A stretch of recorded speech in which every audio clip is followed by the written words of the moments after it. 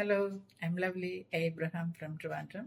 ഇന്ന് ഞാൻ നിങ്ങളുടെ മുമ്പിൽ വന്നിരിക്കുന്നത് സൈബർ ക്രൈമിനെ കുറിച്ച് രണ്ട് മൂന്ന് വാക്കുകൾ മാത്രം പറയാൻ വേണ്ടിയിട്ടാണ്. നമ്മൾ എത്രമാത്രം ശ്രദ്ധിക്കേണ്ടിയിരിക്കുന്നു, അല്ലെ വിജിലൻ്റ് ആയിരിക്കണം എന്നുള്ളതിനെ കുറിച്ചാണ്.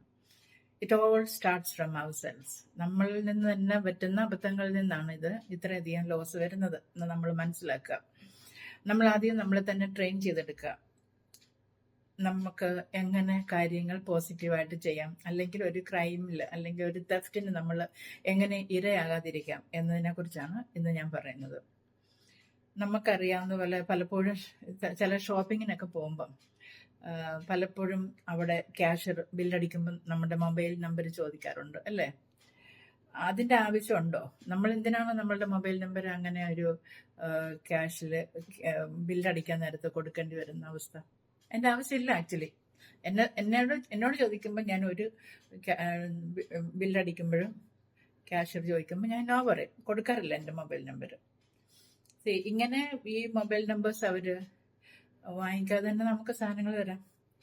നമ്മൾ പണ്ടൊക്കെ അങ്ങനെ വാങ്ങിച്ചിട്ടില്ലേ? മൊബൈലൊക്കെ വരുന്നതിന് മുമ്പും ഉണ്ട്, അല്ലേ? അപ്പോൾ അതത്ര നെസസിറ്റി ആയിട്ടുള്ള കാര്യങ്ങളല്ല.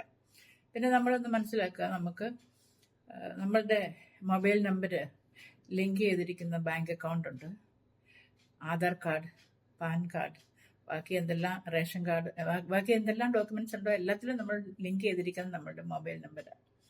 ഈ നമ്പർ നമ്മൾ എവിടെയെങ്കിലും പാസ് ചെയ്യുമ്പോൾ തീർച്ചയായിട്ടും നമുക്ക് നമ്മളുടെ ഡാറ്റ ലീക്ക് ചെയ്തു പോകാനും നമ്മൾ ചീറ്റ് ചെയ്യപ്പെടാനും ചാൻസ് ഉണ്ട്. അതുകൊണ്ട് ഇങ്ങനെയുള്ള അവസരങ്ങൾ നമ്മൾ കൊടുക്കാതിരിക്കാൻ നമ്മളുടെ മൊബൈൽ നമ്പർ എന്നോ പറഞ്ഞാൽ മതി. അതിൻ്റെ ആവശ്യമില്ല. അവർ എന്താ റീസൺ എന്ന് അറിയേണ്ട ആവശ്യമില്ല. നമ്മൾ പൈസ മുടക്കി ഒരു മൊബൈൽ വാങ്ങിച്ചു, മൊബൈൽ കണക്ഷൻ എടുത്തു, എല്ലാം നമ്മൾ പേ ചെയ്തുകൊണ്ടിരിക്കുന്നു. അതുകൊണ്ട് നമ്മൾ മറ്റുള്ളവർ കടപ്പെട്ടിരിക്കുന്നില്ല. അതാണ് ഇൻ ഷോർട്ട്. ഇനി നമുക്ക് ഒരു ഫോൺ നമ്പർ, നമ്മുടെ ഫോണിലേക്ക് അജ്ഞാതമായിരിക്കുന്ന ഒരു നമ്പർ വരുന്നു. അപ്പോൾ അവർ ഡാറ്റ ചോദിക്കുന്നു. നമ്മൾ എന്തിനാണ് ആൻസറബിൾ ആവുന്നത് അവർക്ക്? നമ്മൾ എന്തിനാണ് അക്കൗണ്ടബിൾ ആവുന്നത് അവർക്ക്? നമ്മൾ ഒരിക്കലും അവർക്ക് ഉത്തരം കൊടുക്കേണ്ട ആവശ്യമില്ല. എസ്പെഷ്യലി ഇത്രമാത്രം കഥകൾ, റിയൽ ലൈഫ് സ്റ്റോറീസ് നമ്മൾ ലോസൊക്കെ മനസ്സിലാക്കി കാണുകയും കേൾക്കുകയും ചെയ്തിട്ടുണ്ട്. ഒരുപാട് പേരുടെ കാശ് പോയതായിട്ടും സൈബർ കേസ് അവർക്കെതിരെ, ഈ തെഫ്റ്റ് നടത്തിയവർക്കെതിരെയൊക്കെ നടത്തിയതായിട്ടൊക്കെ നമ്മൾ കാണുകയും കേൾക്കുകയും ചെയ്യുമ്പോൾ വീണ്ടും നമ്മൾ അതിലേക്ക് എടുത്ത് ചാടുന്നതിന് ചീറ്റേഴ്സ് ആണ് ഈ ലോകത്തിൽ കൂടുതലുള്ളത്. പൈസ കൊടുത്ത് ഒരു ഇടപാടിനും പോകണ്ട. നമ്മുടെ മൊബൈൽ വഴി നമ്മുടെ മൊബൈലിലേക്ക് ആരെങ്കിലും വിളിക്കുകയാണെങ്കിലും നമ്മൾ അതിന് ഉത്തരം പറയുന്നില്ല, തീർന്നില്ലേ? ഇനി നമുക്ക് ആധുനിക ടെക്നോളജിയൊക്കെ ഉപയോഗിക്കാതെ നമുക്ക് മുന്നോട്ട് പോകാൻ പറ്റത്തില്ലാത്തൊരവസ്ഥയിലേക്കാണല്ലോ വന്നിരിക്കുന്നത്. Internet banking, mobile banking, GPay മുതലായവെല്ലാം നമ്മൾ ഒരു ബാങ്കിലാണ് ചെയ്യുന്നതെങ്കിൽ നമുക്കൊരു കാര്യം ചെയ്യാം. ആ ബാങ്ക് അക്കൗണ്ടിൽ ഒരു എമൗണ്ട് മാത്രം ഇട്ടേക്കുക. ഫോർ എക്സാമ്പിൾ ഒരു 25, ഒരു 30,000 റുപ്പീസ്, അല്ലെങ്കിൽ മാക്സിമം ഒരു 50,000 രൂപ മാത്രം അതിനകത്തേക്ക് ഇട്ടുക. ബാക്കി എമൗണ്ട്സ് എല്ലാം കൂടുതലുണ്ടെങ്കിൽ വേറെ ബാങ്കിലേക്ക് ഇടുക. എത്രയോ നാഷണലൈസ്ഡ് ബാങ്ക്സ് ഉണ്ട്. ഓഫ് കോഴ്സ് ആക്സിസ് ബാങ്കും HDFC ബാങ്ക് പ്രൈവറ്റ് ബാങ്ക് ആണ്. ആദ്യം ടെക്നോളജിയൊക്കെ നന്നായിട്ട് ഉപയോഗിക്കുന്ന ബാങ്ക്സ് ആണ്.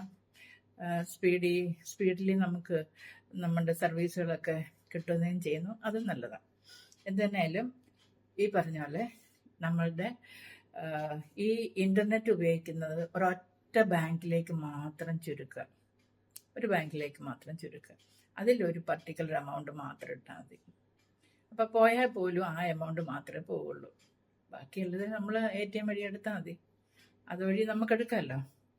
അതുകൊണ്ട് ആരെങ്കിലും ഫോൺ ചെയ്ത് സംസാരിച്ചാൽ അവരുടെ ചോദിക്കുന്ന ചോദ്യങ്ങൾക്ക് ഉത്തരം കൊടുക്കാതിരിക്കുക.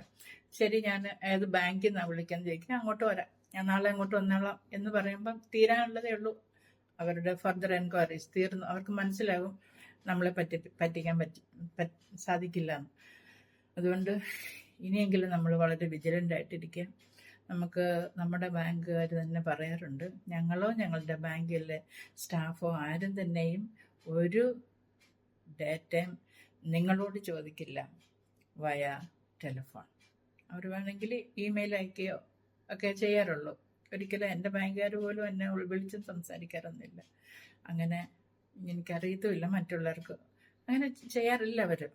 നമ്മുടെ ഫ്രണ്ട്സ് ബാങ്കിൽ വർക്ക് ചെയ്യുന്നവരൊക്കെ അങ്ങനെ പറഞ്ഞിരിക്കുന്നവർ വിളിച്ച് ചോദിക്കുന്ന പ്രശ്നമില്ല. കോണ്ടാക്ട് ചെയ്യാനായിട്ട് ആ ബാങ്കിൽ വരാൻ പറയും. അങ്ങനെ ചെയ്യുള്ളൂ. അപ്പോൾ നമ്മൾ ആവശ്യമുള്ളപ്പോൾ നമ്മുടെ ബാങ്കിൽ പോയി സംസാരിക്കുക.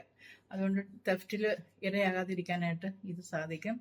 അതുകൊണ്ട് ഏത് ബാങ്കിൽ നിന്നാണെന്ന് പറഞ്ഞ് വിളിച്ച് ഫ്രോഡ് കോൾ വരുമ്പോഴും നമ്മളത് അറ്റൻഡ് ചെയ്യാതിരിക്കുക. അഥവാ എടുത്തു കഴിഞ്ഞാൽ പോലും നമ്മൾ അതിന് റെസ്പോണ്ട് ചെയ്യാതിരിക്കുമ്പം മറ്റവർക്ക് മനസ്സിലാകും നമ്മളെ പറ്റിക്കാനാവില്ല. ഇല്ല, 2-3 വീക്സ് മുമ്പ് എനിക്ക് ഒരു ചെറിയ സെക്കൻഡുകൾ മാത്രം, മില്ലി സെക്കൻഡുകൾ മാത്രം ലെങ്തി ആയ ഒരു കോൾ വന്നു. ദിസ് ഈസ് ഫ്രം RBI എന്നും പറഞ്ഞ്. ഞാൻ പറഞ്ഞു ഓക്കെ. അവർ പെട്ടെന്ന് കട്ട് ചെയ്തു. അത് കഴിഞ്ഞ് വീണ്ടും കുറച്ച് ദിവസം കഴിഞ്ഞപ്പോൾ വേറൊരു കോളും വന്നു. അതും ഞാൻ റെസ്പോണ്ട് ചെയ്ത വഴി ഇങ്ങനെ ആയതുകൊണ്ടായിരിക്കും അവർ പെട്ടെന്ന് കട്ട് ചെയ്ത് കളഞ്ഞു. നമ്മളെ ചീറ്റ് ചെയ്യാൻ നമ്മൾ തന്നെ അനുവദിക്കാതിരിക്കാൻ, അത്രേ ഉള്ളൂ. നമ്മളെ പഠിപ്പിച്ചെടുക്കുക, വിജിലൻ്റ് ആയിരിക്കുക. അപ്പം നമുക്ക് ഫ്രോഡിൽ നിന്ന് നമുക്ക് എസ്കേപ്പ് ചെയ്ത് മുന്നോട്ട് പോകാനായിട്ട് സാധിക്കും. മനസ്സിലാക്കുക, നമ്മളുടെ ഒരു ബാങ്കുകാരും ഒരിക്കലും ഒരു OTP വരുന്നുണ്ട്, അതിൻ്റെ കൊടുക്കണം. അതുപോലെ നമ്മുടെ ഡെബിറ്റ് കാർഡിൻ്റെയും ക്രെഡിറ്റ് കാർഡിൻ്റെയും ബാക്കിൽ ഒരു CVV നമ്പറുണ്ട്. അത് പറയില്ല, കൊടുക്കരുത്, അതൊന്നും കൊടുക്കരുത്. അത് കൊടുക്കുന്നതിൻ്റെ അർത്ഥം നമ്മൾ കുറച്ച് സ്വത്തുക്കൾ, ഗോൾഡോ ഓർണമെന്റ്സ് എല്ലാം നമ്മുടെ ഒരു ലോക്കറിൽ വെച്ചിട്ട് അതിൻ്റെ താക്കോല് എടുത്ത് കൊടുക്കുന്ന പോലെയാണ് കള്ളന്. അത് നമ്മൾ വിചാരിക്കും ഇവിടെ സേഫ് ആയിട്ട് കാണിക്കുന്നു. പക്ഷെ കള്ളന്റെ താക്കോലുണ്ട്, അവനെപ്പോഴും എപ്പോൾ വേണമെങ്കിലും എടുക്കാം. അതുകൊണ്ട് ഈ കാര്യങ്ങൾ OTPയോ CVVയോ നമ്മുടെ ബാങ്ക് കാർഡിന്റെ, ക്രെഡിറ്റ് കാർഡിന്റെ ഡെബിറ്റ് കാർഡിന്റെ നമ്പേഴ്സ് ഒന്നും ആർക്കും കൊടുക്കാതിരിക്കുക. അങ്ങനെ നമുക്ക് തെഫ്റ്റിൽ നിന്ന് രക്ഷപ്പെടാൻ സാധിക്കും. Okay, now it's time for winding up. So എല്ലാവരും വിജിലൻ്റ് ആയിരിക്കുക, ചീറ്റ് ചെയ്യപ്പെടാതിരിക്കുക, സമാധാനത്തോടെ ജീവിക്കുക. Okay then, bye. It's lovely Abraham from Toronto. Bye.